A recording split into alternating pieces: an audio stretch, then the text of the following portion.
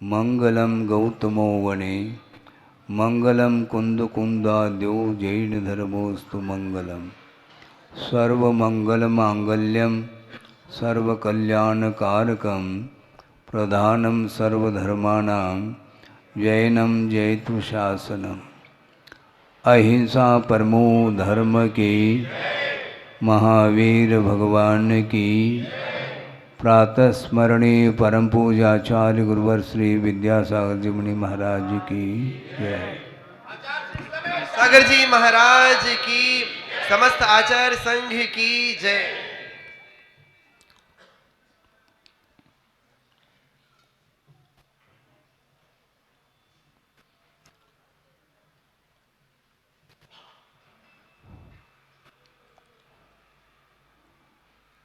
अनुप्रेक्षाओं का वर्णन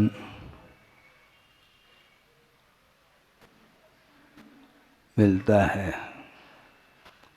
और उसमें अनित्य अनुप्रेक्षा के बारे में प्रकाश डाला है। कार्तिकेय अनुप्रेक्षा ग्रंथ है और आद्योपांत अनुप्रेक्षाओं का ही वर्णन करता है। उसमें एक गाथा आई है, आपके सामने रखता हूँ और थोड़ा सा विषय इस संबंधी। तत्थ भवे किम शरणम, तत्थ भवे किम शरणम जत्त सुरिंदान दीसदे विलवो हरिहर बंभा दिया काले नय कवलिया जत्थ। ये काल के माध्यम से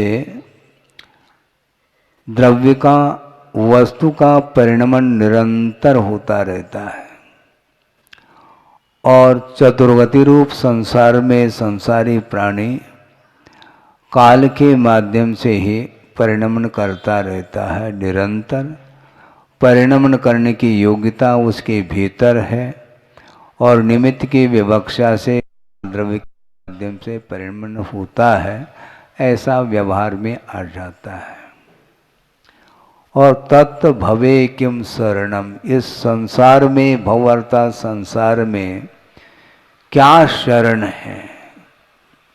जत सुरिंदानम अपि विलवो दृश्यते, जहाँ पर सुरेंद्र अर्थात देवेंद्र का भी विलय देखने में आता है।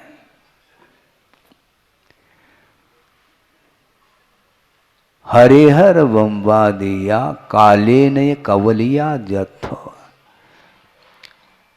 विशिष्ट पद को धारण करने वाले लौकिक क्षेत्र के अपेक्षा से विशेष वैभव को धारण करने वाले जो जीव हैं वे भी काल के चपेट में आए हुए हैं।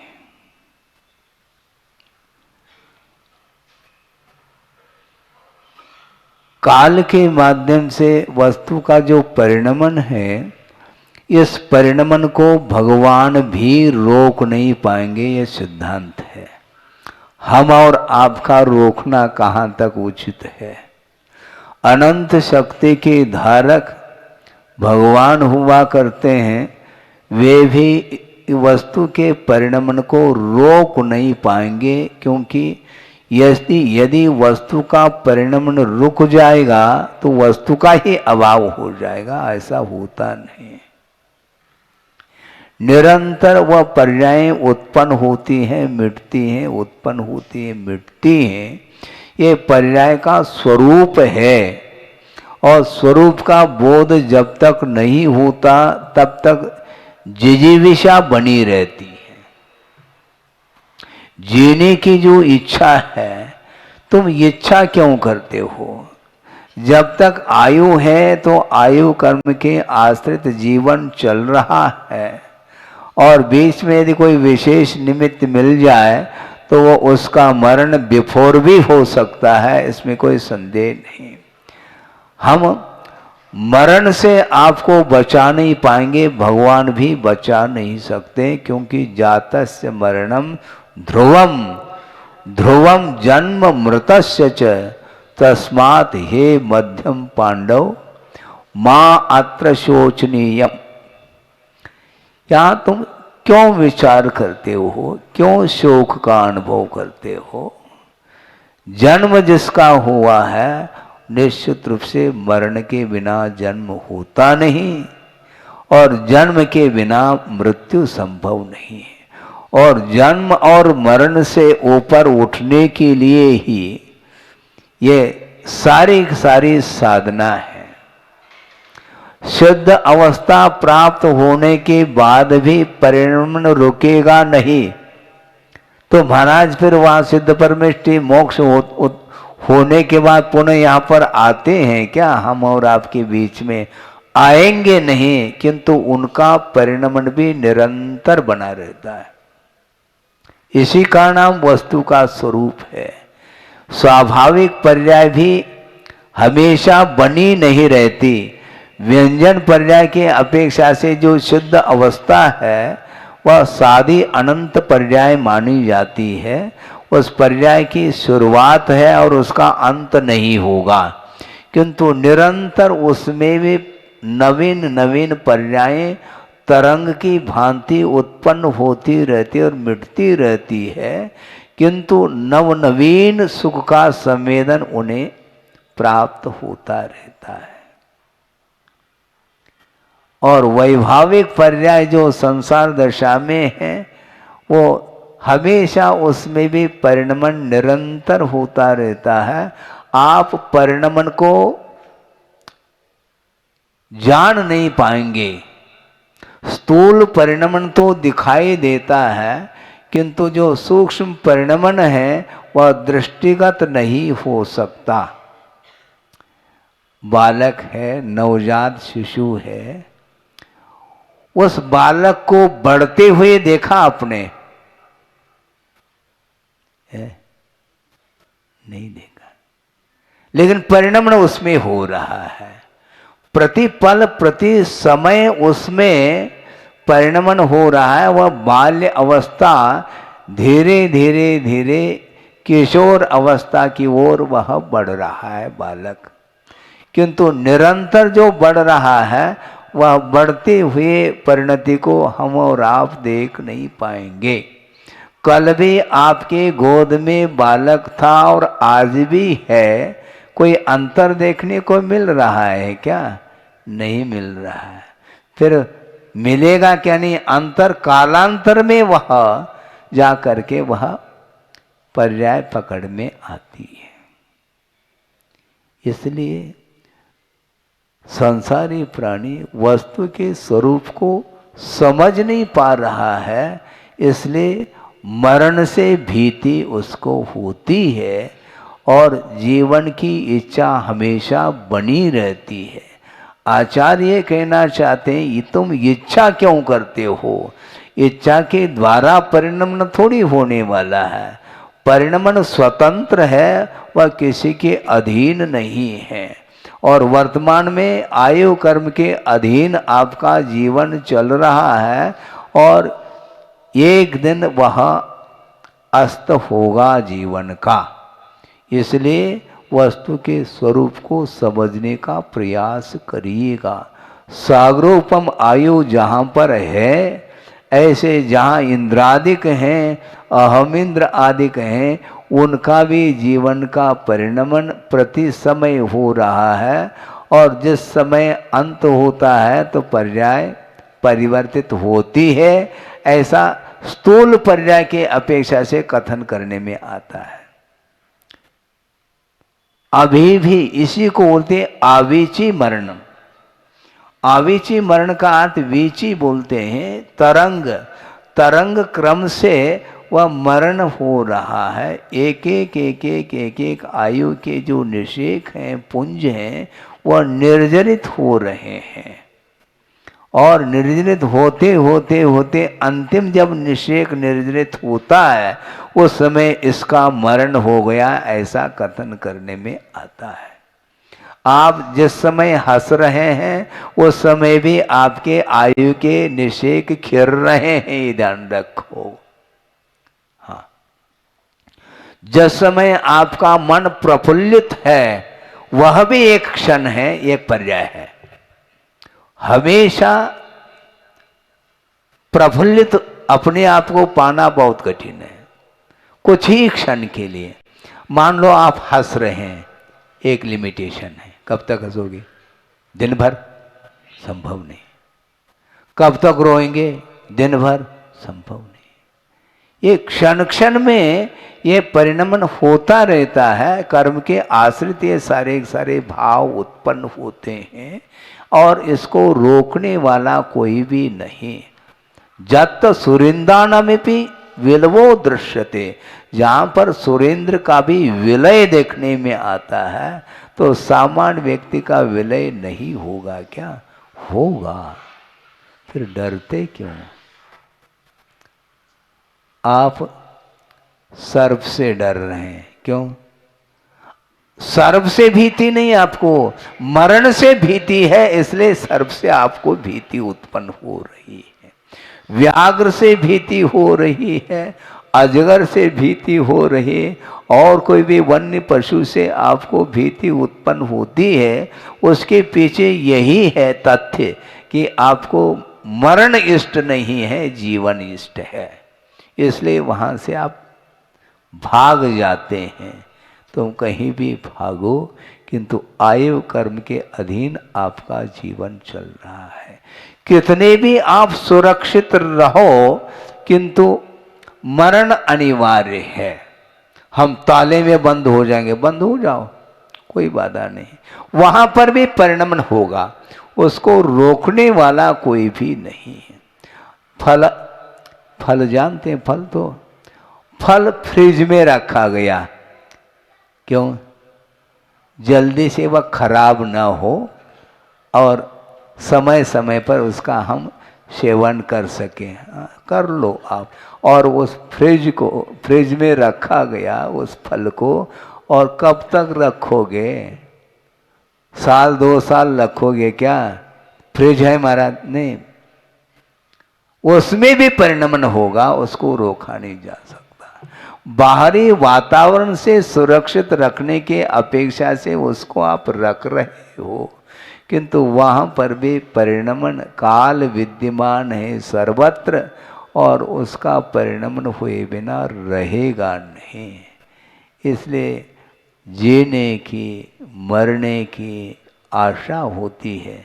यदि संसारी प्राणी बहुत संकट में घिर जाता है, विपत्ति में घिर जाता है, तो वह मरण इष्ट हो जाता है। मैं मर जाऊं, भगवान जल्दी उठा ले। अच्छा, वो उठा लेंगे? वो ये भाषा है आप लोगों की।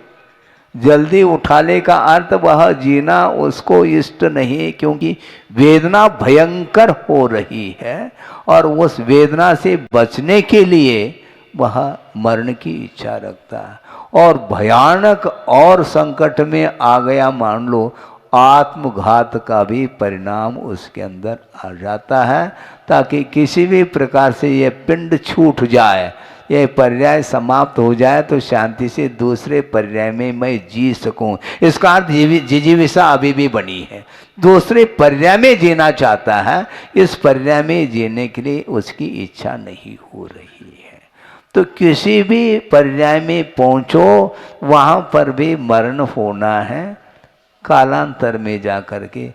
हालांकि देव पर्याय के लिए अमर संज्ञा मिली है, लेकिन ये ध्यान रखो, हम और आपकी अपेक्षा से उनकी आयु अधिक है, इस अपेक्षा से उसको अमर कहा, किंतु हमेशा बने नहीं रहते, उनको भी वहाँ से ट्रांसफ़र होना है। परमानेंट नौकरी नहीं है वो, हाँ, वो भी टेम्पररी है, ट्रांसफ़र होगा। और यहाँ तक कि देव पर्याय से निकल करके एकेंद्रीय पर्याय को भी प्राप्त कर लेते हैं, ऐसे भी देव हैं। पहले दूसरे स्वर्ग तक है, वहाँ के जो पीतलेशा के साथ जीवन जी रहे हैं और सागरोपम आयु तक उस दैवी वैभव का उपभोग करने के बाद भी 6 महीने पूर्व में माला मुरझाती है और संक्लेश परिणाम के साथ उनका मरण होता है, तो एक इंद्रिय का बंद वो कर लेते हैं और एक इंद्रिय में आ रहे हैं। पेड़ पौधे बनेंगे अब। हाँ, अभी तक तो अच्छे आराम के साथ जीवन जिया था, वहाँ पर ना कोई रोग है ना और कोई व्याधि, कुछ भी नहीं। शारीरिक सुख पर्याप्त मिला है, किंतु राग की अतिरेक के कारण पतन हो रहा है उसका। अत्यासक्ति के कारण ही वह दुर्गति का पात्र बनता है। और वस्तु तत्व का चिंतन करने वाले जो देव होते हैं सम्यक दृष्टि, वो इस प्रतीक्षा में रहते हैं कि माला मुरझा गई, बहुत अच्छा है, कम से कम हम मनुष्य पर्याय को प्राप्त कर लेंगे, वहाँ पर स्वतंत्रता के साथ संयम का हम पालन कर सकते हैं। वहाँ पर संयम पालन करने का वातावरण नहीं, क्योंकि वहाँ पर इतना पुण्य का अर्जन करके पहुँचा है, इसलिए उसका उपभोग आपको करना है, करिएगा। और वह अत्यासक्ति के साथ यदि नहीं करता है तो उसका पतन, वहाँ से मरण होने के उपरांत भी अच्छे अच्छे पदों को वो प्राप्त कर लेता है। इसलिए वैश्विक सुख के पीछे संसारी प्राणी हमेशा संक्लेश का अनुभव करता रहता है। जब छूटने वाला है तो उसके पीछे संक्लेश क्यों करते हो? संक्लेश करोगे तो और हानि होगी। शांति के साथ मरण करो। महाराज शांति कैसे मिलती है? मरण कहते ही भय उत्पन्न होता है। डरने से, मृत्यु से डरने से मृत्यु से छुटकारा संभव नहीं, और मोक्ष की इच्छा करने मात्र से मुक्ति भी नहीं मिलने वाली है। क्योंकि इच्छा करने मात्र से सब मुक्त होने लग जाए तो संसार समाप्त हो जाएगा। फिर तो ऐसा थोड़ी होना है। पुरुषार्थ करिए, इच्छा मात्र से मुक्ति नहीं मिलेगी, क्योंकि जो मुचलरी धातु है, क्रियापद है, वो छोड़ने के अर्थ में आता है, छूटने के अर्थ में नहीं।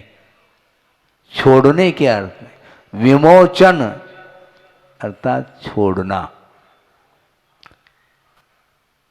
और नहीं छोड़ना चाहो तो छूटेगा। जब छूटना ही है तो छोड़ो ना, पहले से छोड़ो। महाराज कैसे छोड़े? आपने तो पकड़ा है और आपको ही छोड़ना है। किसी दूसरे ने पकड़ा है क्या? आपने पकड़ा है तो छोड़ो। मजे की बात है, प्रसंग याद आ गया। गुरुदेव के सामने एक व्यक्ति ने कहा कि महाराज ऐसी आदत पड़ गई है, वह आदत छूट नहीं रही है। काय की आदत है? महाराज बीड़ी पीने की आदत है। बीड़ी पीने की आदत है, बीड़ी नहीं छूट पा रहा। उन्होंने कहा मैं छुड़ा देता हूँ। कैसे? 2 उंगली के बीच में बीड़ी है, यूं कर दो, बीड़ी छूट जाएगी। है? बीड़ी ने आपको पकड़ा है क्या आपने उसको पकड़ा है? ये बीड़ी की बात हो गई। इसी प्रकार बेड़ी, हाँ, घर कारागृह वनिता बेड़ी, बीड़ी नहीं बेड़ी। हाँ, बीड़ी तो बहुत जल्दी छूट सकता है, बेड़ी छूटना बहुत कठिन है। वनिता परिजन है, रखवार है, ये सब संसार है, ये जाल है। कैसे छूटेगा?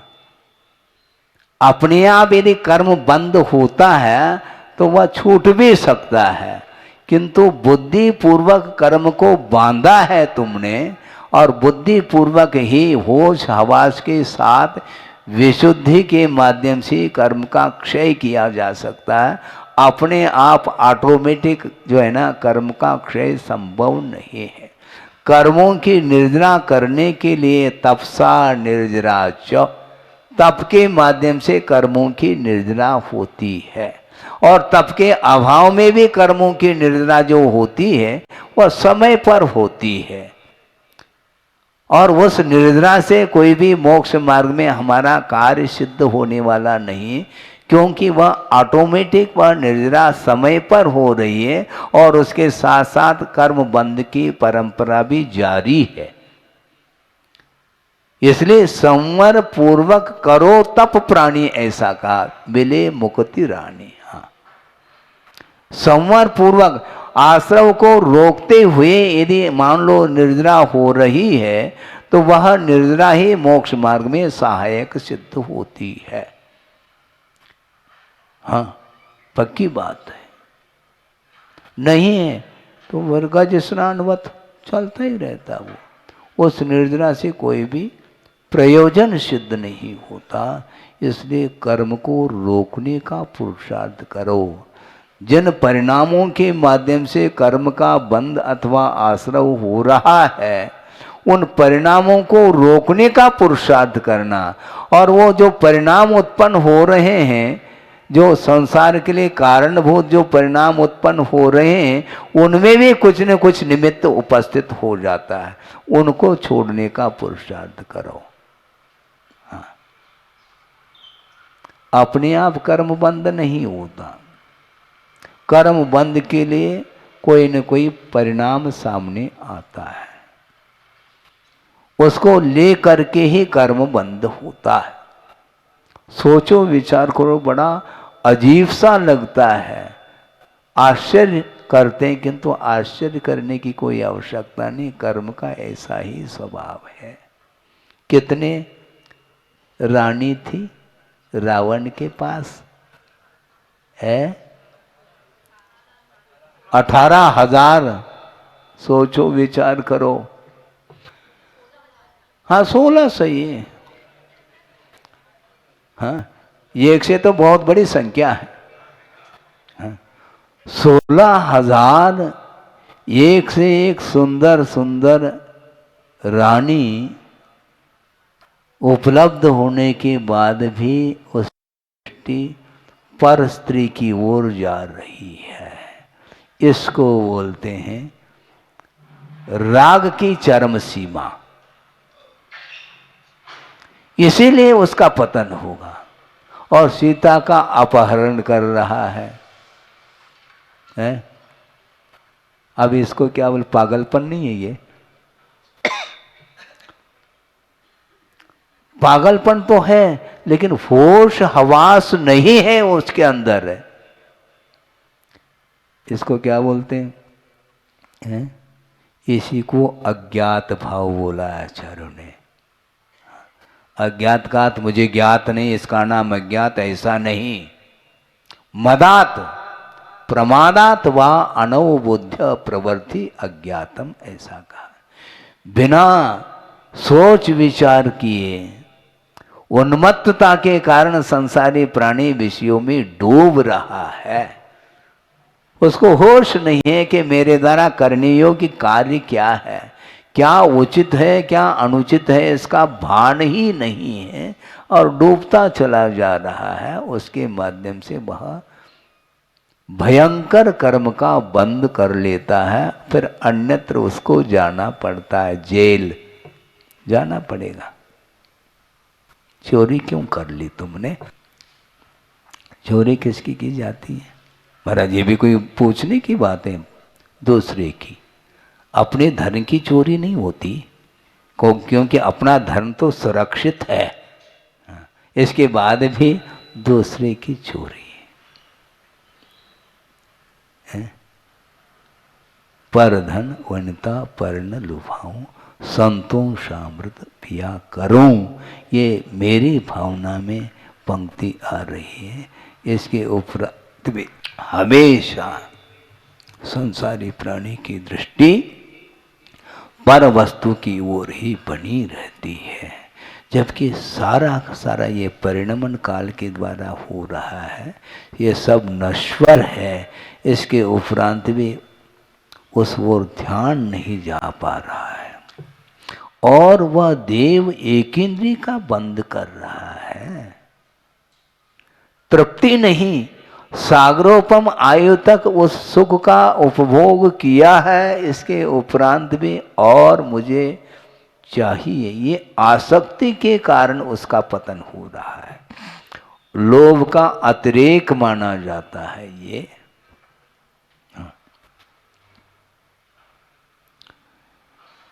लाभात लोभो जायते, ऐसे भी कोई पंक्ति हमें पढ़ने को मिली। लाभ मिल रहा है और लोभ और बढ़ रहा है, और है। ये क्यों? तोल करके सब्जी वगैरह देते हैं और बिल्कुल तराजू बिल्कुल बराबर पाल ली है, इसके उपरांत भी दो और डाल दो। और क्यों? और डालना है तो पैसा दे दो ना, क्या बात हो गई? 1 किलो तुमने तोल लिया है, ऊपर से क्यों? ये नीचे से आजू बाजू से ऊपर से क्यों भाई? और चाहिए तो 2 किलो ले लो, इसमें क्या दिक्कत है? नहीं, फ्री में। फ्री है तो फ्री में है तो चले जाओ तुम फ्री में यहां से। मुफ्त में चाहता है और मुक्ति भी चाहता है, दोनों बातें समस्या खड़ी हो गई है। मुफ्त चाह रहा है और मुक्ति भी चाह रहा है? हाँ, अनंत बार खरीदा है, ध्यान रखो। इस भाव में खरीदा या नहीं खरीदा ये बाद की बात है, लेकिन जो खरीद रहा है उसको देखा जरूर है।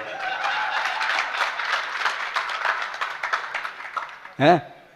पहले इसी प्रकार आंगन में जो है ना ले करके आते थे टोकरी भर करके, और गाजर मूली आदि आदि हाँ ये चलता था, और ऊपर से और कोतमीर अर्थात धनिया का पत्ता,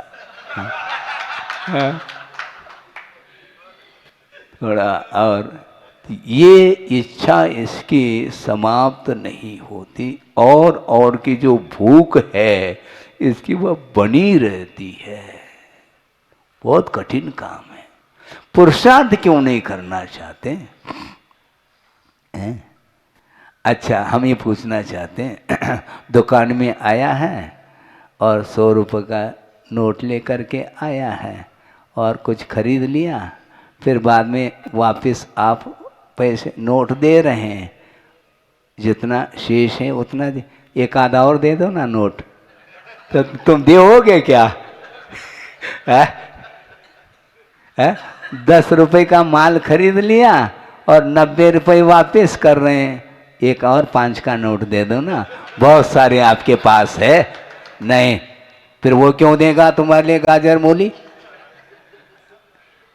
लेकिन होता ऐसा ही, स्वयं दूसरे को देना नहीं चाहता, लेना पसंद है इसको। ये सब हो रहा है क्या? नहीं महाराज, हो रहा है। आपने कहा आपने कैसा खरीदा तो है नहीं, क्यों नहीं खरीदा? सब खरीदते अनंत काल से वही करते आए हैं। नहीं करने योग्य कोई यदि कोई कार्य बचा है, ऐसा कोई भी कार्य नहीं है जो अभी तक नहीं किया हो। यदि बचा है तो मोक्ष उसको अभी तक प्राप्त नहीं किया। कुछ ऐसे भी पर्याय हैं जिनको अभी तक प्राप्त नहीं किया, जैसे सर्वार सिद्धि के अहमेंद्र नहीं बन पाए, क्योंकि एक भवावतारी होते हैं, वो सीधा यहाँ आकर के मुक्त हो जाएंगे, अभी तक नहीं हुई है। लौकांतिक नहीं बन पाए, सौधर्म इंद्र नहीं है, सौधर्म इंद्र की इंद्राणी नहीं बने, शची है बिल्कुल।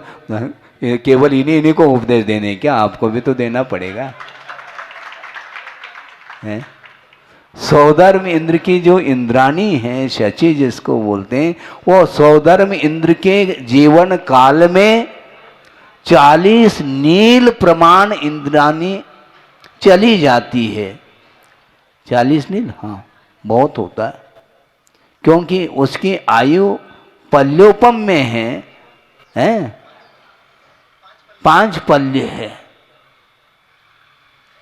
और 10 कोड़ा कोड़ी अद्धा पल्य का 1 सागर होता है।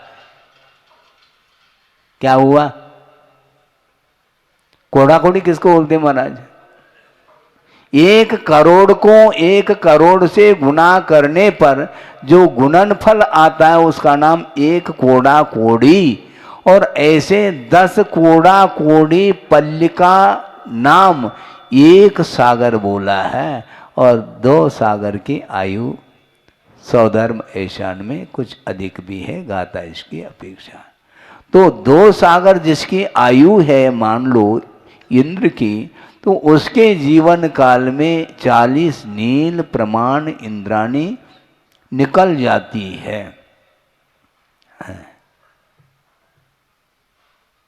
क्या हुआ? सोचो, विचार करो, तृप्ति नहीं, और जैसे पावक में घी डाला, ऐसा बोलते हैं आप लोग। पावक अर्थात अग्नि है, अग्नि में आप घी डालते चले जाओ, तेल डालते चले जाओ, अग्नि बुझेगी नहीं। अग्नि कभी भी शांत नहीं हो सकती है। यदि अग्नि को शांत करना है तो ईंधन डालना बंद कर दो, बस अपने आप। अत्रणे पतित वन्य स्वयमेव विलीयते कहते हैं।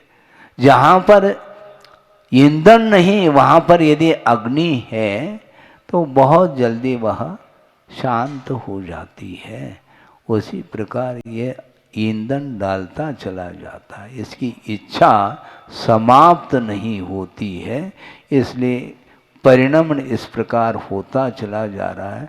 सागरोपम आयु तक उपभोग करने के उपरांत भी तृप्ति बिल्कुल नहीं, और यहाँ आने के उपरांत पुनः देव पर्याय को प्राप्त करने की इच्छा रखता है। इसको निदान बोलते हैं, भावी भोगाकांक्षा निदानम। इसका अर्थ क्या? थोड़ा सा खोल तो दे। भावी भोगाकांक्षा, भावी का अर्थ क्या? भविष्य। भविष्य का अर्थ क्या है? कल की इच्छा करना, ये भविष्य नहीं।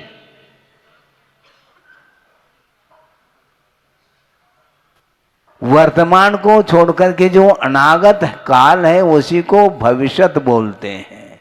केवल आगामी भव में जो विषय सामग्री है उसकी इच्छा रखने का नाम ही निदान है, ऐसा नहीं। ये भी है, किंतु वर्तमान भव में भी मुझे ये मिल जाए, ये जो इच्छा है, ये भी निदान है। विषयों की आकांक्षा, वर्तमान में जीने का पुरुषार्थ करो ना, वर्तमान में आप जी ही नहीं पाओगे, क्योंकि आपका कहीं न कहीं उपयोग अन्यत्र पहुंच चुका है, अनागत में पहुंच चुका है।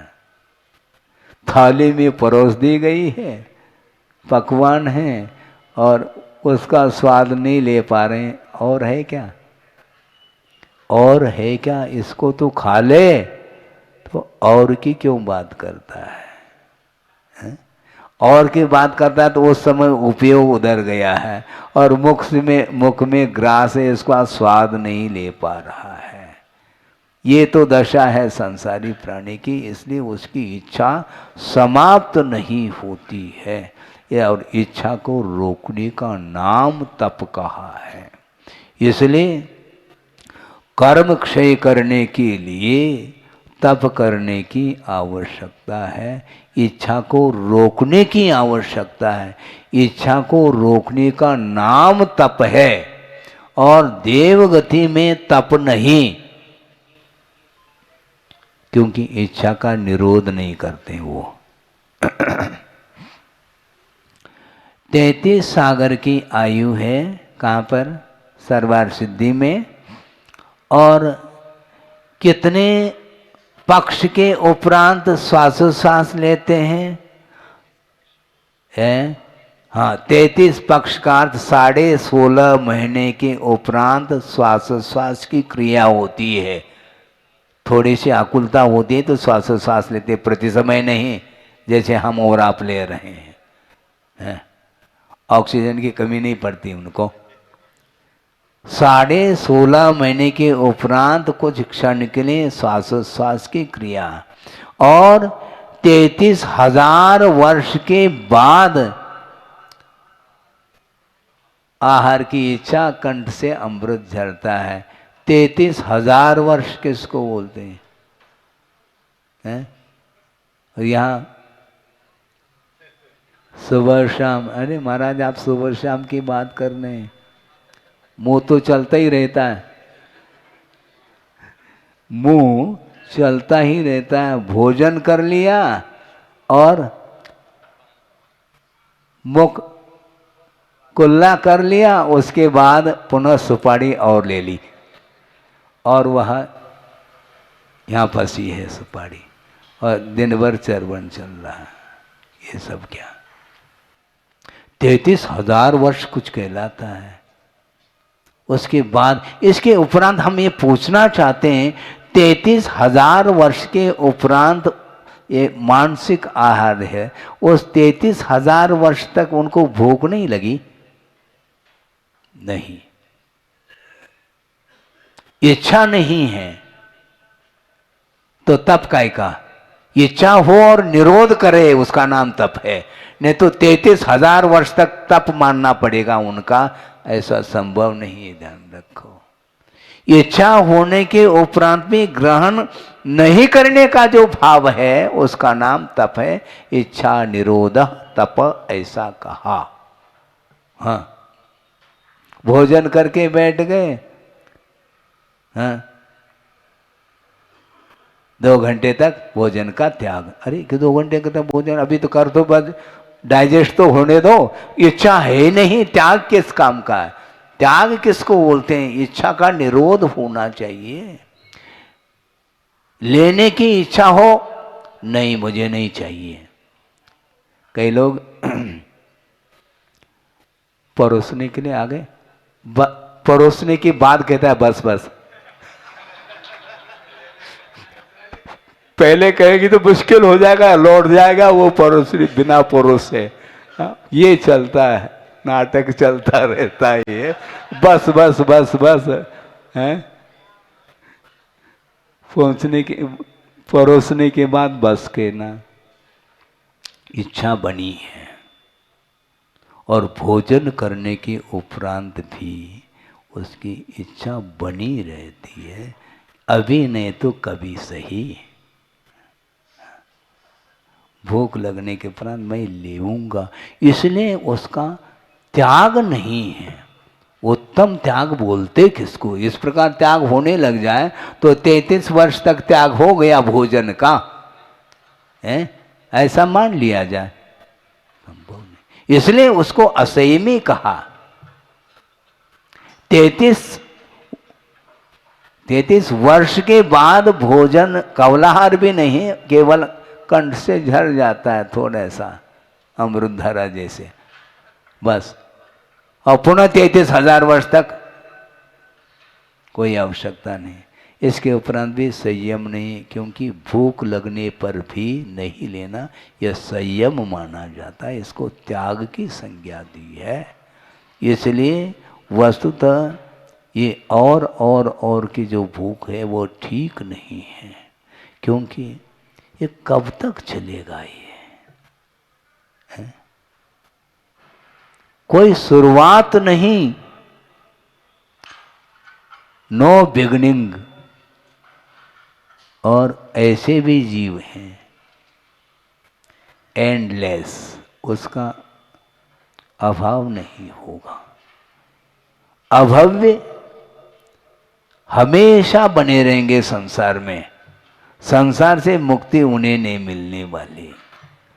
चतुर्गति में परिभ्रमण कर ले ये अलग वस्तु है, किंतु संसार से मुक्ति नहीं। महाराज कैसा होगा उनका, कैसा क्या, ऐसा क्यों, क्यों मत पूछो, तर्क से स्वभाव रहता दूर।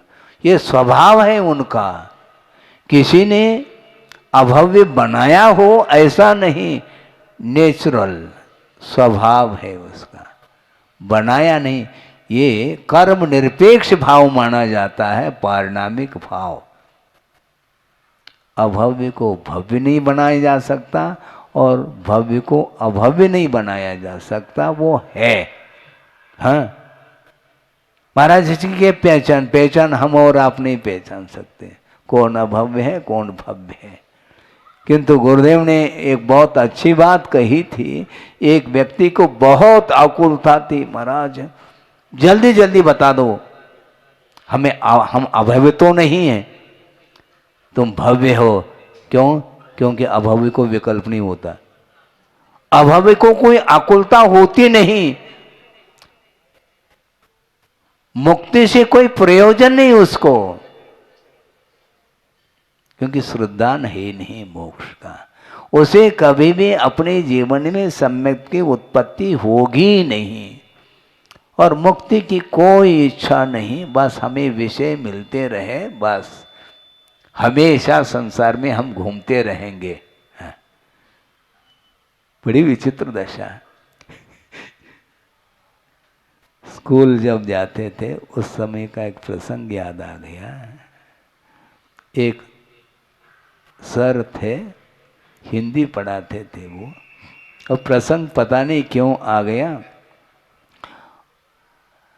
स्वर्ग की बात छिड़ गई और उन्होंने भी अध्ययन किया होगा, जैन थे वो, लेकिन वो कहते थे स्वर्ग में क्या रखा है, कंठ से थोड़ा सा अमृत झरता है, वहाँ पर ना हलवा है ना पूड़ी है ना कुछ है ही नहीं है। वहाँ पर क्या है, वहाँ पर कुछ नहीं मिलते, वहाँ ठडूला वहाँ पर नहीं मिलता। इसमें जो रस आता है उसमें क्या आएगा महाराज। अब उनके लिए क्या कहा जाए, जब स्वर्ग में कोई उनको रस नहीं आ रहा है, फिर मुक्ति में तो वो भी नहीं मिलेगा, फिर क्या कर लोगे महाराज, हम इतने ही ठीक है, क्या करें। ये बौद्धिक जो सुख है, जो इंद्रिय जन्य जो सुख है, ये सुख की वह कल्पना, इसमें जो उसको आनंद आ रहा है कि महाराज हम भव तक यही मिलता रहे, इसको निदान बोलते हैं। अरे इसमें क्या सुख है, लेकिन इसमें सुख नहीं। आप दुखी हैं, बोलो आप दुखी हैं क्या, सही से बोलो, है? दुखी हैं, आपको दुख का अनुभव हो रहा है? अच्छा, अभी क्या है बताओ, सुख है, इसलिए तो नहीं जाएंगे, घर नहीं छूटेगा तुम्हारा। हाँ, ये तो समस्या है। ये सुख और दुख जो है ना, ये लगा हुआ है, कभी धूप कभी छाव वाली बात है। ये हमेशा साता का उदय आता है तो थोड़ी बहुत शांति मिलती है, सुख मिलता है, और असाता का उदय आ गया तो पुनः दुख से वह घिर जाता है। इसलिए हमेशा के लिए इंद्रियजन्य सुख का अभाव हो जाएगा तो अनंत काल तक इंद्रियातीत सुख का अनुभव, प्रति समय अनंत सुख मिलेगा, लेकिन ये छोड़ना पड़ेगा वर्तमान का सुख। वर्तमान का तुम सुख छोड़ोगे तो अनंत सुख एक एक समय में मिलता चला जाएगा और अनंत काल के लिए, हमेशा के लिए दुख मिलेगा ही नहीं, क्योंकि कर्मातीत जीवन चलेगा, शरीरातीत वह सुख मिलेगा। शरीर में जो सुख क्या रखा है, लेकिन फिर भी छोड़ना नहीं चाहता। ये तो समस्या है। श्रद्धान होने के उपरांत भी राग छूटता नहीं। यही असंयम का प्रभाव है।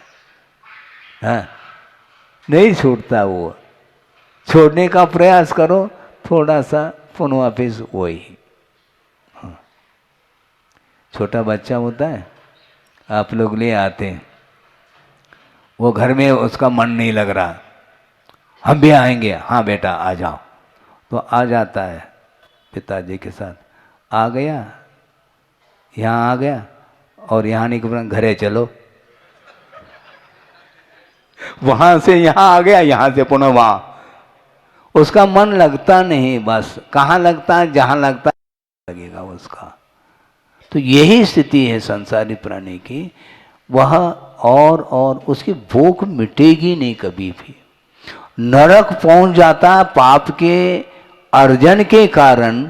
वहां जाकर के पश्चाताप करता है, हे भगवान, हाँ कहाँ आ गया।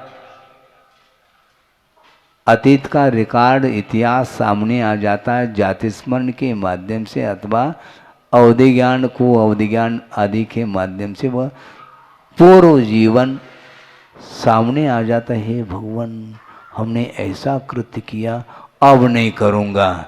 इस प्रकार भाव हो गया और मनुष्य आयु का बंद करके यहाँ आ जाता है। यहाँ आने के उपरांत वही हवा लगती है कि पुनः वही घोड़ा वही मैदान। कौन समझाए उसको? नहीं समझ में आता है। जब दुख सामने आ जाता है तो उस दुख से उभरने की बात करता है, और सुख मिलते ही दुख को भूल जाता है, और करुणा के साथ कहने के उपरांत भी वो छोड़ना पसंद नहीं करता। यही संसार का स्वरूप है। कहाँ तक कहा जाए, आपका समय हो रहा है। इसी प्रकार कोई न कोई प्रसंग बना करके थोड़े बहुत मनोरंजन करके, हमने भी सोचा कि मनोरंजन करने से इनको सुख मिलता है तो कर लो थोड़े बहुत, दिक्कत क्या है। लेकिन वह तात्कालिक मनोरंजन है, बाद में सब पुनः वापस वही। इसीलिए आप लोग स्वाध्याय करें और वस्तु का क्या स्वरूप स्वभाव है उसके बारे में समझने का पुरुषार्थ करेंगे तो निश्चित रूप से संसार से भीति उत्पन्न होगी और उस विषयों से ऊपर उठने का भाव आएगा, निश्चित आएगा। घबराओ नहीं तो हम महाराज आप यहाँ पर आ जाते हैं, हमें तनाव बढ़ जाता है। तनाव बढ़ाना नहीं चाहते, किंतु यथार्थ वस्तु का क्या स्वरूप है उसको बताना भी तो पड़ेगा, नहीं तो कैसे संसार से मुक्त होगे। हाँ, समझाना पड़ता है। हाँ, जैसे आप लोग बच्चे को समझाते हैं, ढोक दे बेटा, वो ढोक नहीं देता, दिलाते रहते हैं ढोक। पापड़ ले तो पापड़ ले करके आता है, पापड़ ले, वो समझता नहीं, वो पापड़ ले तो वो पापड़ ले करके आ गया। क्या करे वही वो खाने पीने की बात बहुत जल्दी समझ में आ जाती है, किंतु भाव को पकड़ना बहुत कठिन होता है। इसलिए हम जो बोल रहे हैं भाव समझ में आ रहा है क्या नहीं हमारा है, भाषा समझ में आ रही है, मातृभाषा ही नहीं, थोड़ी बहुत बोल लेते हैं, मनोरंजन कर लेते हैं क्योंकि आपका मन लगता है, किंतु मनोरंजन ना करो, वस्तु का स्वरूप जानो और जान करके हमारे लिए जो ग्रहण करने योग्य क्या है, छोड़ने योग्य क्या है, इसका परिज्ञान होने के उपरांत अपनी शक्ति के अनुरूप पंचेंद्र के विषयों को छोड़ते चले जाओ। निश्चित रूप से आत्मा का कल्याण हो सकता है। हो इस पवित्र भावना के साथ अहिंसा परमो धर्म की सिद्धेभ्यः। ओम नमः सिद्धेभ्यः। ओम नमः सिद्धेभ्यः। नमः श्री वर्धमानाय निर्धूत कलिलात्मने सालोकानां त्रिलोकानां यद विद्या दर्पणायते। अहिंसा परमो धर्म की महावीर भगवान की। प्रातः स्मरणीय परम पूज्याचार्य गुरुवर श्री विद्यासागर जी मुनि महाराज की जय। विद्या शिरोमणि आचार्य परमेश्वरी भगवान श्री समय सागर जी मुनिराज की जय। चतुर्विद संघ की जय।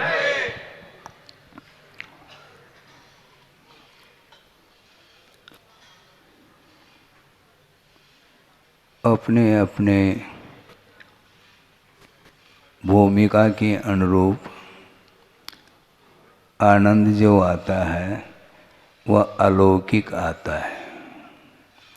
श्रमण को सामायिक में आनंद आता है और श्रावक को जो आनंद आता है प्रभु की और गुरु की भक्ति में जब लीन होता है उस समय वह अलौकिक आनंद का अनुभव करता है।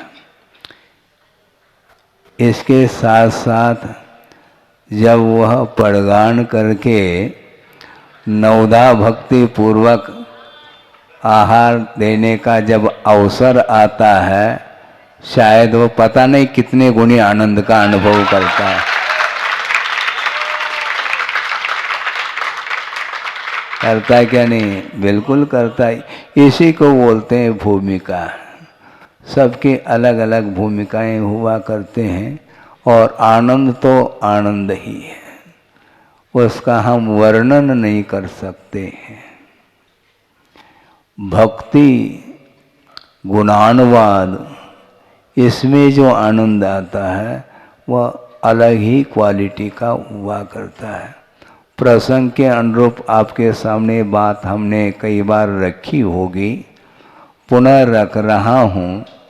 और जो स्वाध्यायशील व्यक्ति हैं उनको भी इस विषय को ध्यान से सुनना चाहिए। एक प्रवृत्ति मूलक धर्म हुआ करता है, एक निवृत्ति मूलक हुआ करता है। निवृत्ति जो होती है वह सारे विकल्पों को शांत होने के उपरांत जो परिणति बनती है वह निवृत्ति मानी जाती है, जिसमें न सत विकल्प है न असत विकल्प। असत विकल्प तो बिल्कुल नहीं है, किंतु सत विकल्पों से भी जब विराम लेता है श्रमण साधक तब वह निवृत्ति मानी जाती है। और निवृत्ति का अर्थ मोक्ष भी हुआ करता है, निर्वाण हुआ करता है। तो निर्वाण के लिए जो कारण है वह निवृत्ति पूर्वक श्रवण की साधना, जिसको शुद्धोपयोग की संज्ञा दी है अथवा शुक्ल ध्यान की संज्ञा दी है, उसके माध्यम से वह साक्षात केवल ज्ञान का लाभ ले लेता है। ये तो हो गई ध्यान की अवस्था की बात, किंतु ध्यान तक पहुंचाने में यदि कोई अनन्य साधन है तो वह भक्ति है। षोडश कर्ण भावना में अरहत भक्ति, आचार्य भक्ति, बहुश्रुत भक्ति और प्रवचन भक्ति का उल्लेख मिलता है। कितनी 4 भक्ति है भक्ति नहीं, हाँ, अरहंत भगवान की भक्ति की जाती है। आचार्य, उपाध्याय और प्रवचन अर्थात जिनवाणी की भक्ति की जाती है। और साक्षात प्रभु के चरणों में विराजित हैं कौन? गणधर परमेष्टि। और वो भी प्रभु की भक्ति कर रहे हैं। उनकी भक्ति करने की विधा अलग है, ये बात अलग है। आप लोग झूम झूम करके करते हैं, वो झूमते नहीं, ये बात अलग है। लेकिन वो भीतर ही भीतर आपसे भी ज्यादा झूमते हैं, वो ये ध्यान रखो। उनकी पद्धति अलग है। सौधर्म इंद्र तांडव नृत्य करता है, ये ध्यान रखो। कब? जब भगवान का जन्म हो जाता है उस समय पूरे 3 लोक में ही एक अलग ही वातावरण निर्मित हो जाता है। क्यों?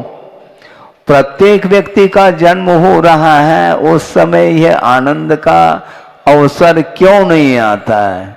क्योंकि प्रभु का जन्म हुआ है। होनहार जो प्रभु हैं उनका जन्म हुआ है और उनके माध्यम से तीन लोक में रहने वाले जीवों का कल्याण होना है। इस दृष्टिकोण को लेकर के दक्षः अक्षः सहस्राक्षः बभूव बहुविस्मयः। इंद्र जिनकी दो आंखें हुआ करती हैं, किंतु दो आंखों के माध्यम से उन्हें आनंद नहीं आ रहा है, 1000 आंखें बना करके प्रभु को निहारता है और बहुत विस्मित हो जाता है कि ये कौन सी छवि है, ये कौन सा रूप है। हम और आपका भी रूप है, किंतु होनहार जो बालक को निहारता ही रहता है, आनंद का अनुभव करता है और उससे भी आनंद का अनुभव शची को भी होता है। ध्यान रखो, प्रथम बार उस बालक को अपने हाथों से उठा लेती है, वही जाने कितना आनंद का अनुभव होता होगा उनको। इसको बोलते हैं धर्मानुराग। ये विषयानुराग नहीं है बंधुओं, और धर्मानुराग जब बढ़ता हुआ वृद्धिंगत हो जाता है, वह सब कुछ न्यौछावर करने के लिए तैयार हो जाता है। और कल इस प्रकार का प्रसंग है, आप लोगों ने उस प्रसंग को अभी रखा नहीं। हमने पूछा था क्यों नहीं रखा, पूरा परिवार नहीं आया है महाराज। अरे कोई बात नहीं, कोई बात नहीं, परिवार सपरिवार रहा, क्योंकि इंद्र भी जो आता है वह अपने परिवार के साथ ही आता है और भक्ति में वह लीन हो जाता है। उसके लिए भी समय मिल जाएगा, थोड़ा जस्ट वेट वाली बात है। बिल्कुल, इसमें क्या दिक्कत है? तो इसको बोलते हैं शुभोपयोग। शुद्धोपयोग अलग है और शुभोपयोग अलग है। और ये साक्षात शुद्धोपयोग के लिए कारण है।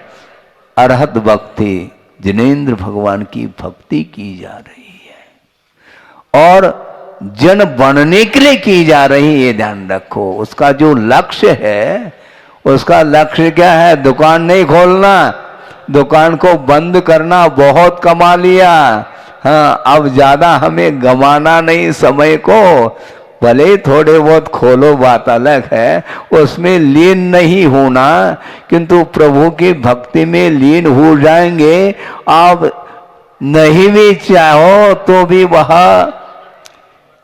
आता ही चला जाता है, उसको कोई रोकने वाला नहीं है। हाँ, इसको बोलते हैं। इसलिए जिनेंद्र भगवान की भक्ति करने के लिए इंद्र भी प्रतीक्षारत है और वो उत्सव मना रहा है। और उनका जन्म होते ही सिंहासन कंपायमान हो जाता है, सोचता है, विस्मय हो जाता है, मुझसे भी कौन सा बड़ा है जो मेरे सिंहासन को हिला रहा है? जन्म कल्याणक मनाने के लिए सौधर्म इंद्र तत्पर होता है और कहाँ पर ले जाता है बालक को? सुमेरु पर्वत, सुदर्शन मेरु जिसको बोलते हैं, जम्बू द्वीप में। और उस सुमेरु पर्वत पर ले जा करके पांडुक शिला पर विराजमान करता है बालक को। और उस समय सुमेरु पर्वत भी कंपायमान हो सकता है, इतना उसके अंदर बल है। छींक भी जाए तो भी वाइब्रेशन आ जाए, ये बल है उनका। बाल्य अवस्था में भी इतना बल है और युवा अवस्था में और बल बढ़ेगा। और फिर केवल ज्ञान हो जाए तो फिर कहना ही क्या है। अनंत शक्ति के धारक हो जाते हैं। आपने श्रीपाल की कथा पढ़ी होगी। कोटि भट्ट श्रीपाल बोलते हैं 1 करोड़ बलशाली व्यक्ति भी आ जाए, उनको परास्त करने की क्षमता उस श्रीपाल में थी। ये बल कहाँ से आता है? ये बल कहाँ से आता है?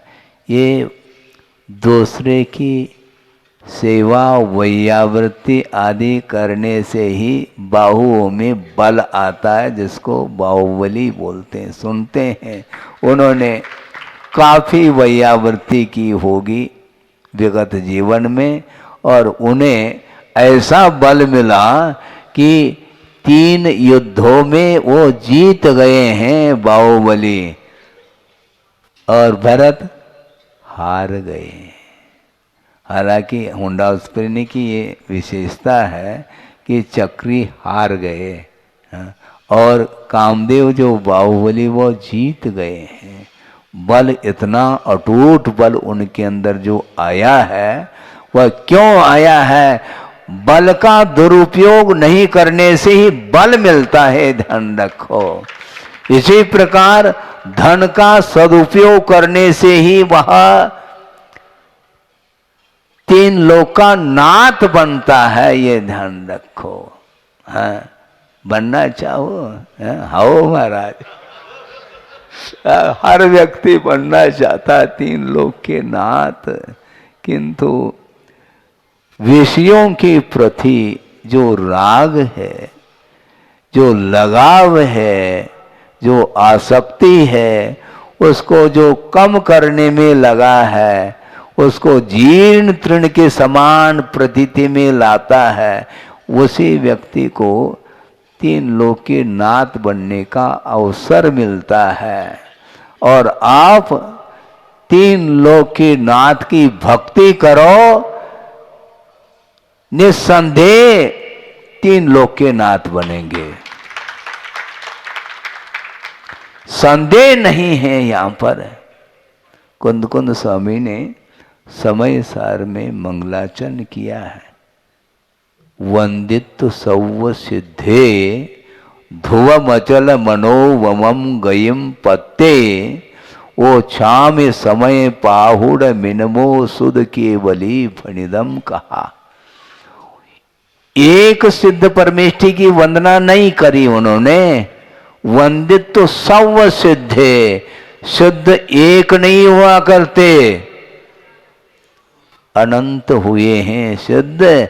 और इसी प्रकार भव्य जीव के भीतर प्रभु बनने की शक्ति विद्यमान है। सोचो, विचार करो। एक ही अब शास्त्र में पढ़ते होंगे, एको ब्रह्मा द्वितीयो न अस्ति, इस प्रकार धारणा वाले भी संसार में हैं। मैं ही भगवान हूँ, और ये भगवान नहीं, भगवान के अंश के रूप में स्वीकार करते हैं। जबकि जैन दर्शन ऐसा एक दर्शन है कि प्रभु बनने की शक्ति, प्रभुत्व शक्ति प्रत्येक भव्य जीव में विद्यमान है, शक्ति के रूप में। उस शक्ति को उद्घाटित करने के लिए जिन्होंने उद्घाटित किया है, उनकी भक्ति में जो लीन होता, वह निश्चित रूप से, निस्संदेह रूप से वह प्रभुत्व शक्ति को प्राप्त कर लेता है।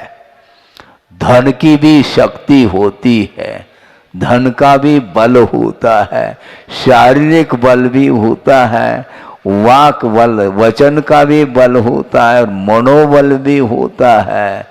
किंतु आत्मिक जो बल है, इसके सामने सारे सारे बल फीके नजर आते हैं।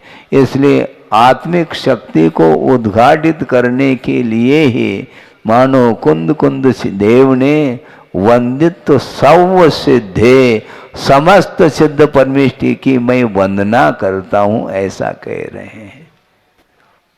और दूसरी बात, स्वभाव की ओर दृष्टि रखते हैं तो प्रत्येक जीव के पास वही शक्ति है।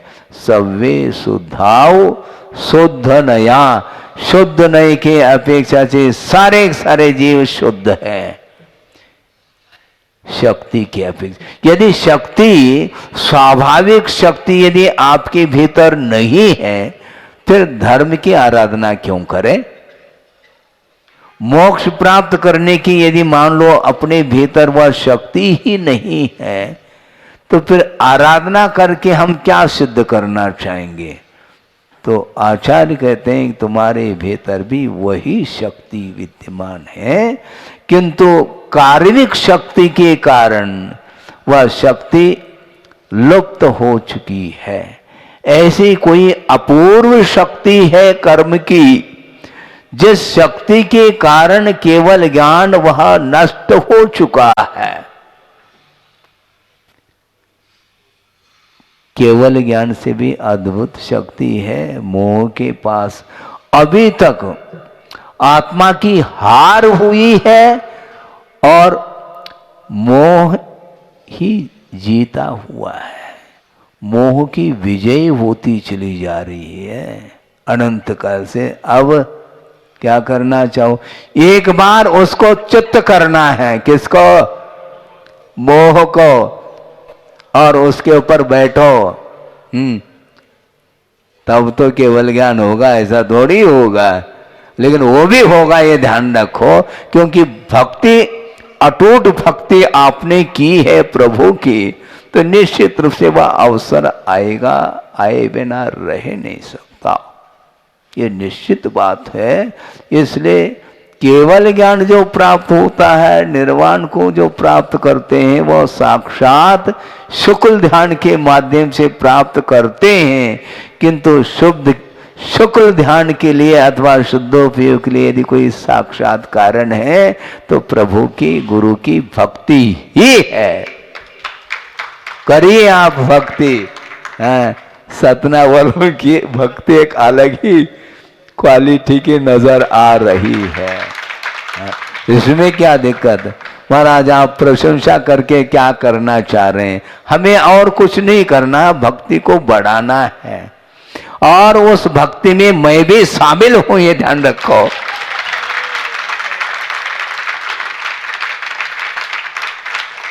हमारी विधा अलग है, हमारी पद्धति अलग है। आपके बीच में बैठ करके ही मैं भी भक्ति करूंगा और करता रहूंगा, ताकि जल्दी से जल्दी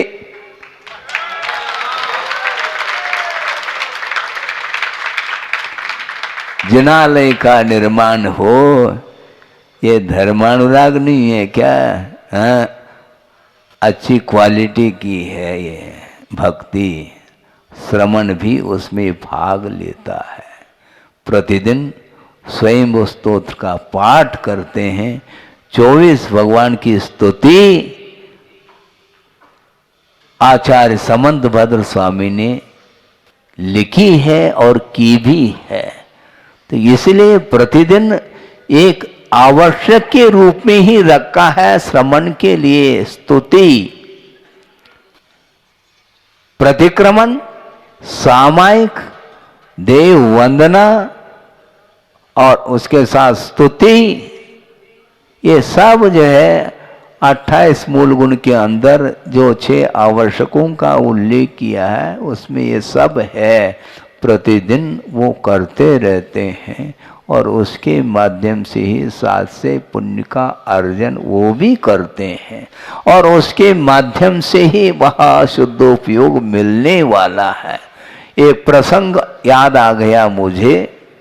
आचार्य महाराज ने 2-3 चातुर्मास किए हैं नैनागिरी में, और शीतकाल में भी वो आए और सन 87 में वहाँ पर नैनागिरी में शीतकाल व्यतीत किया। और उसी समय पंच कल्याण का हुआ था और उस समय दीक्षाएं भी हुई थी, और शायद उसी समय कोई प्रसंग दिया था उन्होंने प्रवचन के दौरान। वो ये था कि वस्तुतः वर्तमान में आलोचना मैं नहीं कर रहा हूं, किंतु हकीकत बता रहा हूं कि स्वाध्याय करने वाले स्वाध्याय करते हैं, करें, इसमें कोई निषेध नहीं, किंतु क्रमबद्ध स्वाध्याय करने की आवश्यकता है। क्रमिक स्वाध्याय होना चाहिए। अक्रम स्वाध्याय करने का ऐसा विपरीत असर आया है, उसको रखना भी आवश्यक पड़ रहा है। शुद्धोपयोग की चर्चा करते हैं, करें। और समय सार में कुंद देव ने शुद्धोपयोग की चर्चा की है, और शुद्धोपयोग को इतना उठाया है, किंतु ये ध्यान रखो, समय सार का स्वाध्याय करने के पहले मूलाचार का भी स्वाध्याय करो, हैं? रत्नकंड श्रावकाचार का भी स्वाध्याय नहीं करो, और आप समय सार की बात करना चाहो तो बात बनती नहीं। और उन्होंने इस प्रसंग में एक अच्छा उदाहरण दिया था, वो ये है, प्रासंगिक है, कि हवाई जहाज, जिसको एरोप्लेन बोलते हैं, वह आसमान में उड़ान भरता है, किंतु उसकी पूर्व भूमिका क्या है? हवाई पट्टी। हवाई पट्टी पर वह रन करता है, फुल स्पीड से वह गति लेता है, फिर बाद में उड़ान भरता है। उसी प्रकार गुरुदेव का यह कहना था कि मूलाचार हवाई पट्टी है, और समय सार उड़ान भराता है। उड़ान में भरना चाहो तो मूलाचार अवलंबन लेना अनिवार्य पड़ता है श्रवण के लिए। जब तक श्रवण नहीं बनता, तब तक श्रवण बनने की शिक्षा और उपदेश आदि देते हैं आचार्य, और श्रवण बनने के उपरांत उसको कहते हैं बैठो शांति से, श्रवण तो बन गए हो, अभी हुआ नहीं तुम्हारा कल्याणी, ध्यान रखो, अभी तो श्री गणेश है, मंगलाचरण है ये। अब मूलाचार के अनुरूप अपनी साधना, बहिरंग साधना करते करते करते जब अंतरंग साधना में उतरोगे, अर्थात समय सार का आलम्बन लेओगे, तो एरोप्लेन के समान तुम उड़ान भर सकोगे, अन्यथा संभव नहीं है। और गणधर परमेष्टि भी इसके लिए कटिबद्ध है बंधुओं, ये ध्यान रखो। चतुर्थ गुणस्थान में शुद्धोपयोग को मानने वालों की भी एक परंपरा चल रही है वर्तमान में। चौथे गुणस्थान में उनको स्वरूप का संवेदन होने लगा है। काय का संवेदन हो रहा है? स्वरूप का संवेदन संभव नहीं। स्वरूप का श्रद्धान हो सकता है, इसमें कोई बाधा नहीं, किंतु स्वरूप का संवेदन जो होगा वह बिना प्रयोग संभव नहीं। और जब तक परिग्रह का विमोचन नहीं होगा, राग का विमोचन नहीं होगा, तब तक वह दिगंबरत्व नहीं आएगा। और दिगंबरत्व के अभाव में शुद्ध आत्मा का संवेदन भूल जाओ, ऐसा गुरुदेव ने कहा था। स्वाध्याय करिए, किंतु आगम में जो विषय आया है बहुत ध्यान पूर्वक स्वाध्याय करना चाहिए।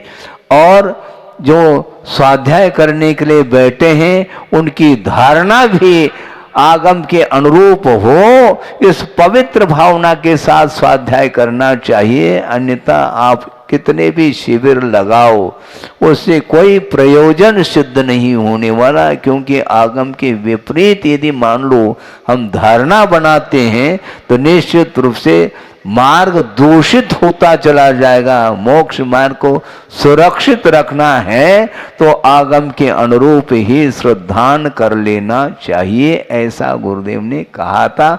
बहुत अच्छे ढंग से हमने मनोयोग के साथ इस दृष्टांत को भी सुना था और वह ताजा हो आया। हाँ, देखो गुरुदेव भी स्वाध्याय करते हैं, चिंतन मनन करते हैं और अपन भी करते हैं, लेकिन हमारी दृष्टि नहीं जा पाती है। आपने फ्लाइट में यात्रा भी की होगी है, और एरोड्राम वहां पर जाकर के कितने एरोप्लेन उतरते रहते हैं, सब देखा होगा दृश्य, लेकिन वह दृश्य भर देखा है, किंतु उसको कहां पर फिट करना चाह रहे हैं गुरुदेव, सोचो।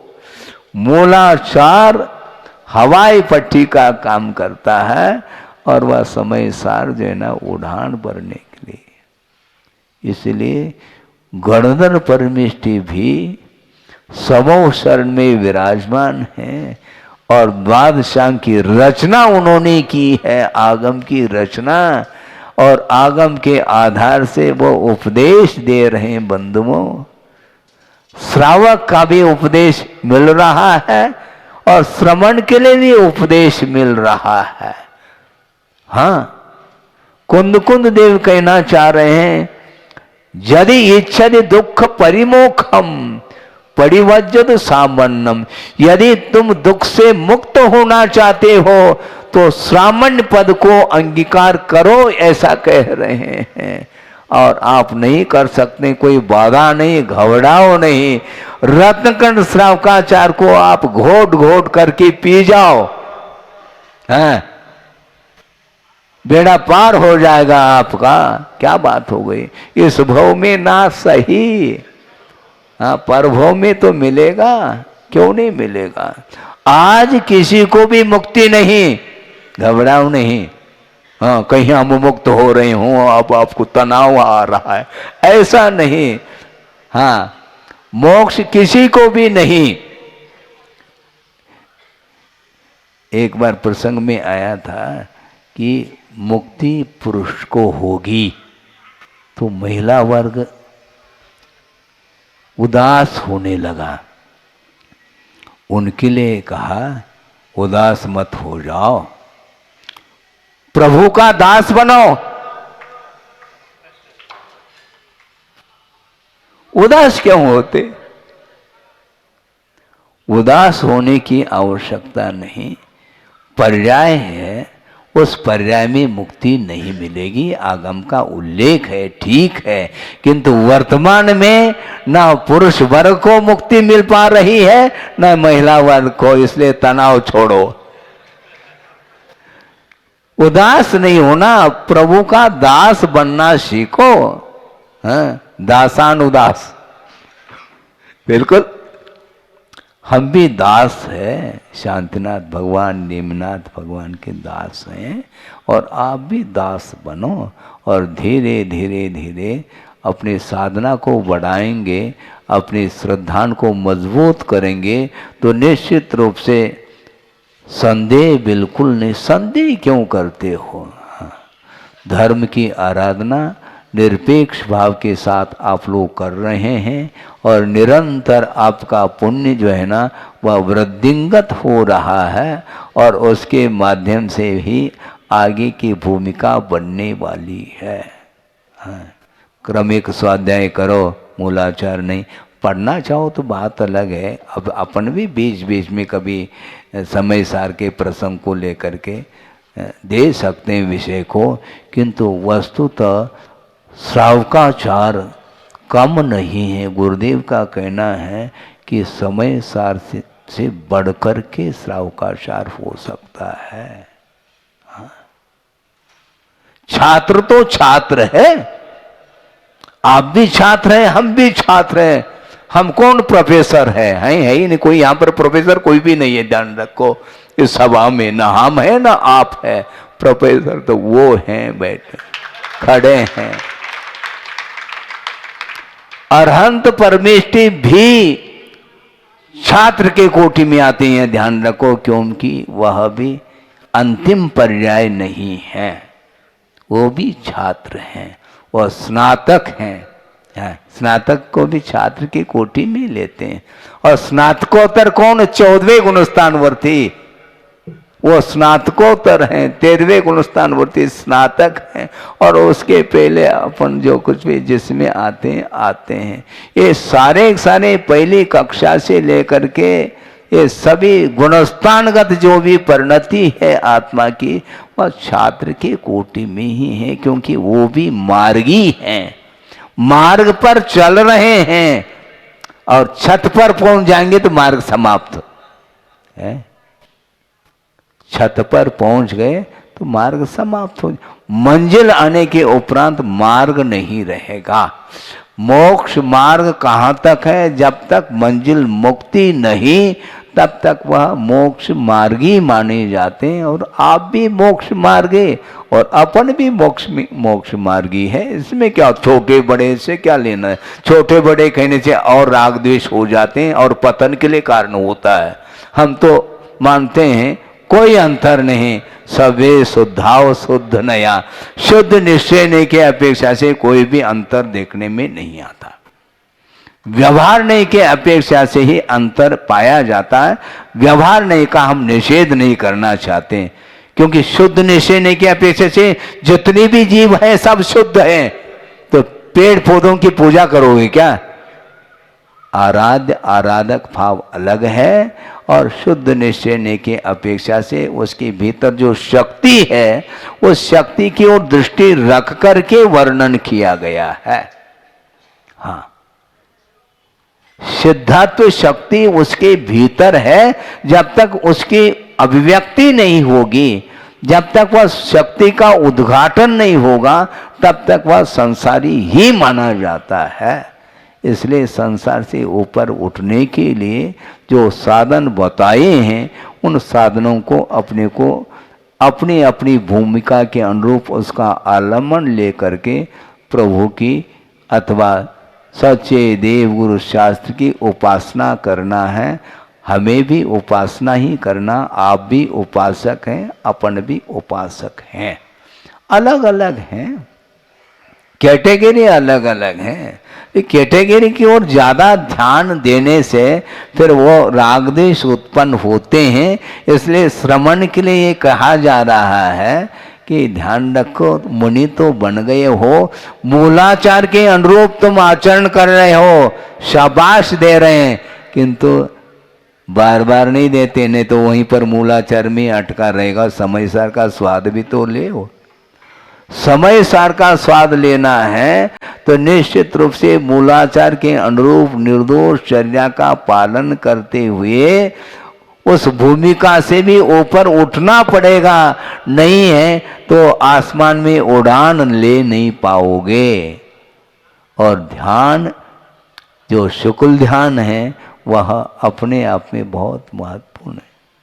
वहां तक पहुंचना है सभी को। श्रद्धांत तो सबका एक होना चाहिए, लक्ष्य सबका एक है। दिल्ली जा रहे मान लो, ठीक है, सबका लक्ष्य है।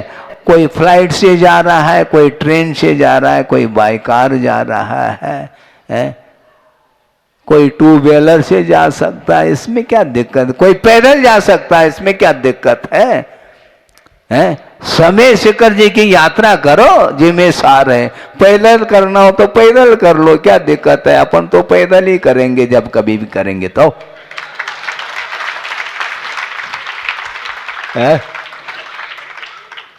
और क्या